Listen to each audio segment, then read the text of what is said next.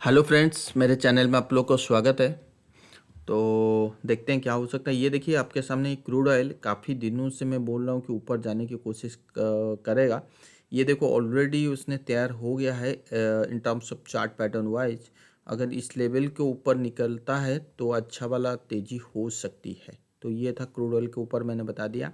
और हमने देखा कि मार्केट में एकदम से एक बहुत बड़ा सेलिंग प्रेशर आया है। अगर मैं सेंसेक्स की चार्ट अगर आप को दिखाऊं या निफ्टी की चार्ट जो भी है, बात एक ही है, तो दिखाऊं तो ये देखिए ये जो 2 दिन 3 दिन से 15 जनवरी के बाद 16 जनवरी में जो बड़ा वाला सेलिंग आया ड्यू टू, हमने ये कह सकते हैं कि H D F C bank की वजह से आया। बट ये मैं कहना चाहता हूँ कि H D F C bank जो है ऐसा कोई ख़राब परफॉर्मेंस नहीं है, बिल्कुल ठीक है ना। जो क्वार्टर ऑन क्वार्टर बेसिस में सब कुछ ठीक है, बढ़िया है। ठीक है। तो ठीक है, अब जब मार्केट जब H D F C bank ही तेजी नहीं है, उसकी चार्ट ही तेजी नहीं है, तो उसको गिरा दिया गया है, ठीक है ना। तो ये चलता रहता है, Infosys H D F C bank, इनको गिराने से क्या है ना, मार्केट गिर जाता है, ट्रैप हो जाते हैं। और जिस वजह से हमने देखा कि मार्केट में एक panic kind of selling pressure हमें किस में देखने के लिए मिला, बैंकिंग निफ्टी बैंकिंग स्टॉक में। बट एक चीज़ उसके साइमल्टेनियस अगर आप देखोगे, H D F C bank 7-8% गिरने के बावजूद भी हमें एस बी आई जो आई सी आई सी बैंक है उसमें गिरावट नहीं आया। एक्सिस बैंक मतलब उसके उल्टा क्या, उसमें बाइंग आया है। तो उससे क्या होता है, कॉन्फिडेंट काइंड ऑफ क्रिएट होती है कि मार्केट में जो नॉइज़ था वो ख़त्म हो गया है। और जो रिजल्ट की वजह से एक ट्रिगर होता है, इन जिनको गिराना होता है ना, वो उनको क्या चाहिए, ट्रिगर चाहिए होते हैं।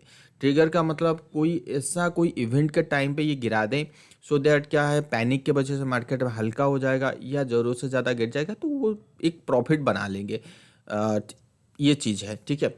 बट इन टाइम पे अगर अगर आप ये देखोगे निफ्टी ने ज़्यादा नहीं गिरा, तो इसको बचाने का काम दूसरा बैंक, रिलायंस, ये सब, इन्फोसिस, टीसी, ये सब करने लगे। तो उस बेसिस पे हमें कोई भी गिरावट नहीं आया, ठीक है ना। तो ये चीज़ कहना। और जो ऑप्शन स्ट्रैटेजी है ये कहने की कोशिश करें, 21,000 अगर 500 के ऊपर आज क्लोज होता है तो फिर अगला जो एरिया बनेगा 22,000 से लेके 21,500, इसी रेंज में बनेगा, ठीक है।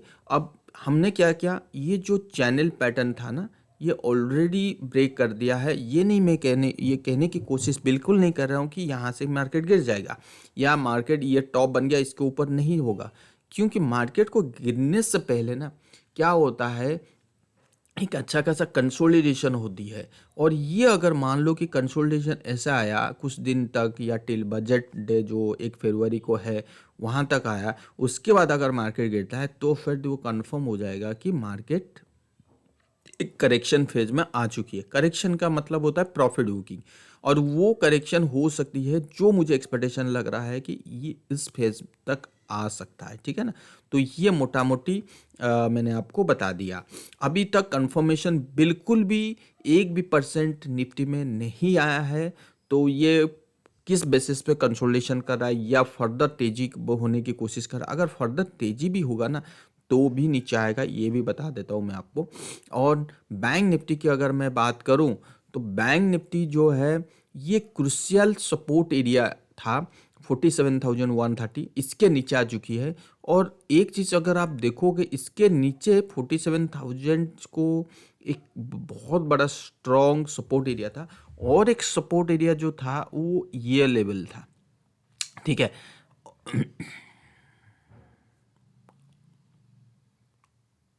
सॉरी, ये लेवल था। तो मैं कहने की कोशिश ये कर रहा हूँ कि 46,000 एज ए स्ट्रॉन्ग आपका सपोर्ट था। 47,000 देन 46,000, बट हमने क्या किया ना, 46,000 के नीचे ट्रेड होने लगे। तो मेरा मानना होता है कि अगर निफ्टी को, बैंक निफ्टी को गिरना है, बैंक निफ्टी को गिरना है तो दो चीज़ उसको करना पड़ेगा। क्या है कि इसी रेंज में ये कंसोलिडेशन करे इस टाइप की, ठीक है।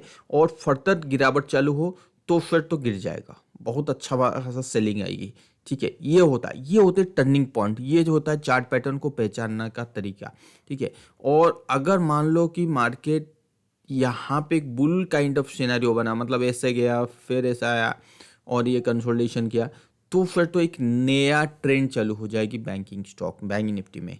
तो अभी का जो पॉइंट है, अभी का जो लेवल है, वो टर्निंग पॉइंट है। इतनी आसान नहीं है इस चीज़ को फाइंड आउट करना कि मार्केट में आने वाले टाइम पे क्या हो सकता है। तो जैसे मैंने एक बार कहा था कि निफ्टी में शॉर्ट पोजीशन बनाइए, और निफ्टी में तभी शॉर्ट पोजीशन बना, और निफ्टी ने हमने जब शॉर्ट पोजीशन बनाने की बात कर रहा था मैं 21,600, तो मोटा मोटी अगर आपका शॉर्ट पोजीशन है तो आप क्लियर कर सकते हो। और कल भी मैंने कह दिया था कि प्रॉफिट बुकिंग शॉर्ट साइड में है तो एक बार बाउंस होने की चाहिए।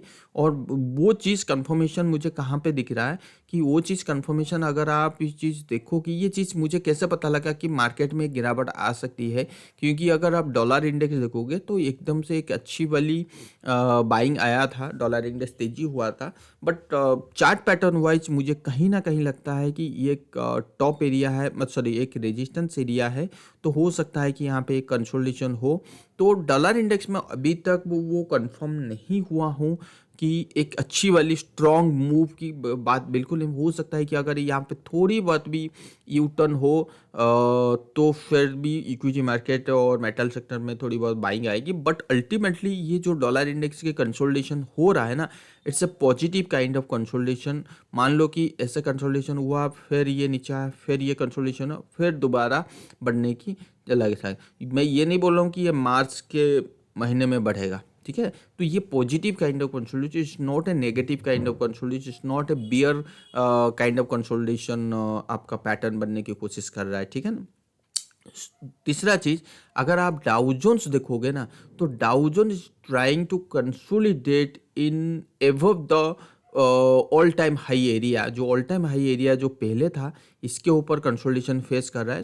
सो एक मतलब नीड है ए वो profit booking kind of scenario बनने की कोशिश कर रहा है। तो लेट्स सी, अभी तक तो वो सिनेरियो दिख नहीं रहा है, तो कुछ दिन तक वेट कर सकते हैं। S&P जो है वो काइंड ऑफ, देखिए ये जितने भी मैं आपको दिखाने की कोशिश कर रहा हूँ ना, तो हो सकता है कि यहाँ पे एक से बाइंग या सेलिंग आ सकती है। और इसके ऊपर अगर S&P चल रहा है तो इसमें अच्छी वाली बाइंग आने की संभावना है। और डाउ जोन्स अगर मैं भी देखूँ तो यहाँ पे अगर मैं इसको फिर तो भी एक S&P हो सकता है कि इसमें बाइंग भी आ सकता है।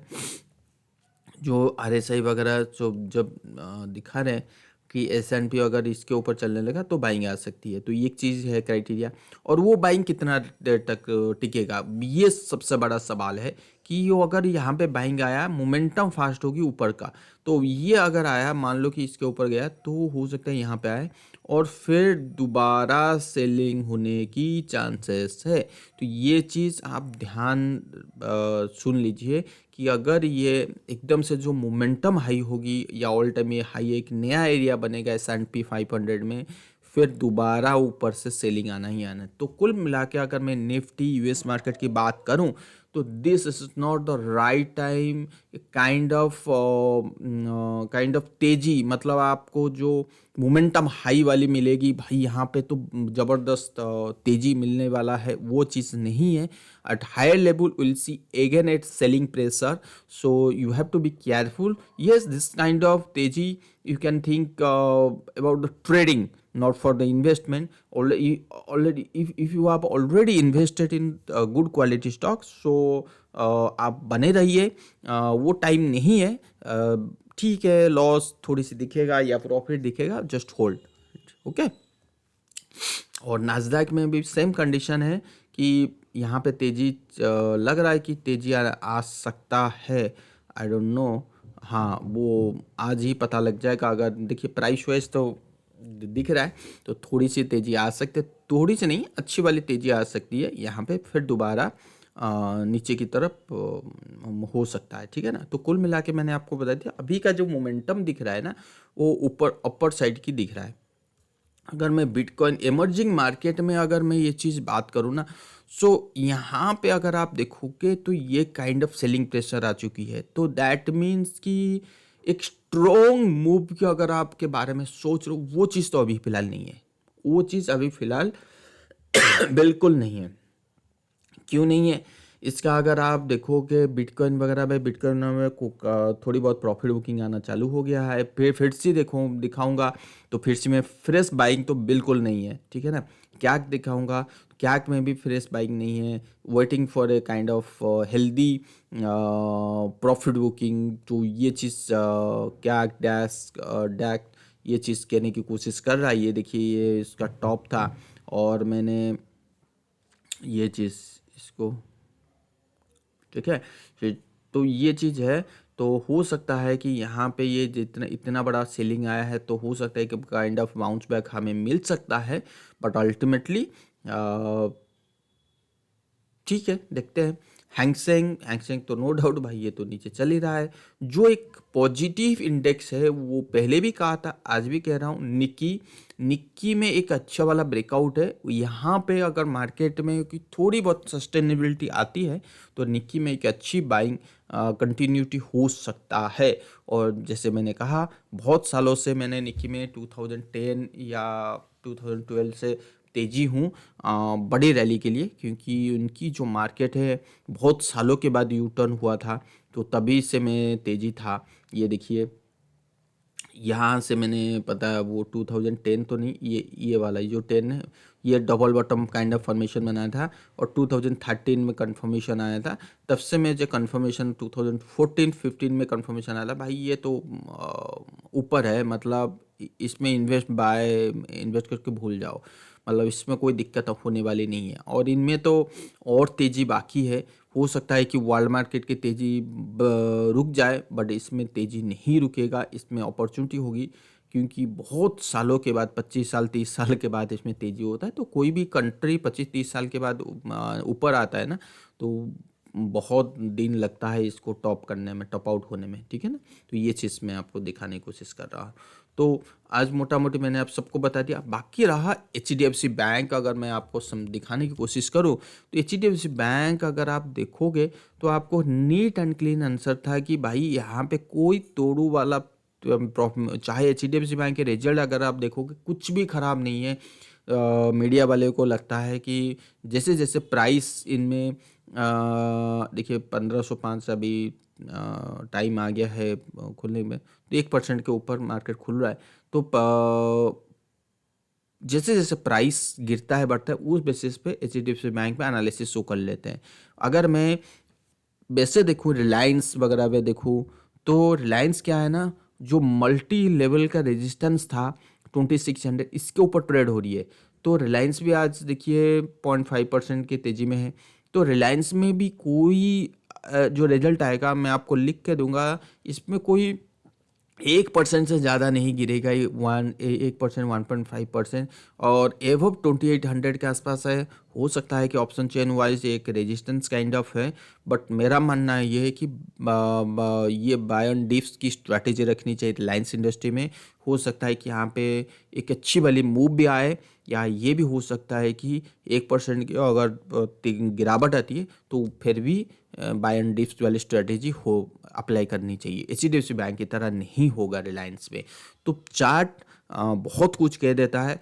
तो जैसे हमने कहा कि अभी जैसे बैंकिंग स्टॉक का माहौल बिगड़ गया है HDFC बैंक के वजह से।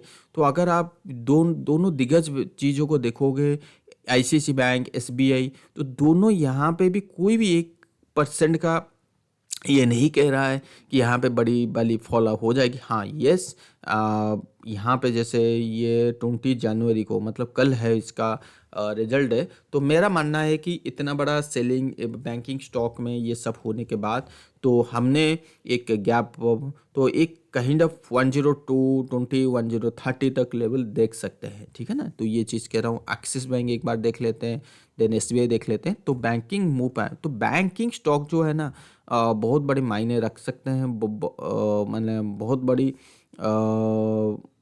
रोल प्ले कर सकते हैं निफ्टी को ऊपर और नीचे लेने के लिए, ठीक है ना। तो ये चीज़ें देखें, बट मैं इसमें एक इन्वेस्टमेंट के तो बिल्कुल नहीं बोलूँगा। हाँ एक चीज़ कह सकता हूँ कि SBI जो है यहाँ पे मुझे कॉन्फिडेंट दिखता है in terms of chart pattern wise. ये देखिए स्ट्रॉन्ग एक फॉलिंग चैनल, तो यहाँ से एक अच्छी मजबूत मूव आ सकता है। इसकी जो रिजल्ट आने वाला है 2 बजट डे के बाद, तो हो सकता है कि इसमें एक अच्छी वाली मूव आ सकती है। तो लेट्स सी क्या हो सकता है क्या नहीं तभी देखेंगे। और बारिश वगैरह में अच्छी वाली बाइंग दिख रहा है और मार्केट अभी खुलने चल जा रहा है। मैं अभी देखिए मार्केट 150 पॉइंट तेजी में खुला हुआ है, 150।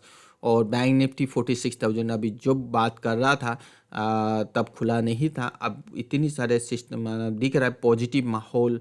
21,500 के ऊपर निफ्टी, बैंक निफ्टी 46,000 के ऊपर। सो विच इज शोइंग अगर ये चीज़ 1 आवर तक सस्टेन कर लेता है 10-10 बजे तक, तो इसमें अच्छी वाली बाइंग आ सकती है। और अभी के लिए अगर बैंक निफ्टी ऊपर ऊपर लेके जाना है तो मैं तो एक ही चीज़ बोलूँगा, फोकस ऑन द एसबीआई। तो वहाँ पे in terms of chart pattern wise सब कुछ वाइज ये सब बढ़िया दिख रहा है। तो अगर एसबीआई आपको 640 645 के ऊपर निकलता है तो इसमें नज़र बना के रखिए, इसमें अच्छी खासी बाइंग आ सकती है। तो आज के लिए इतना ही।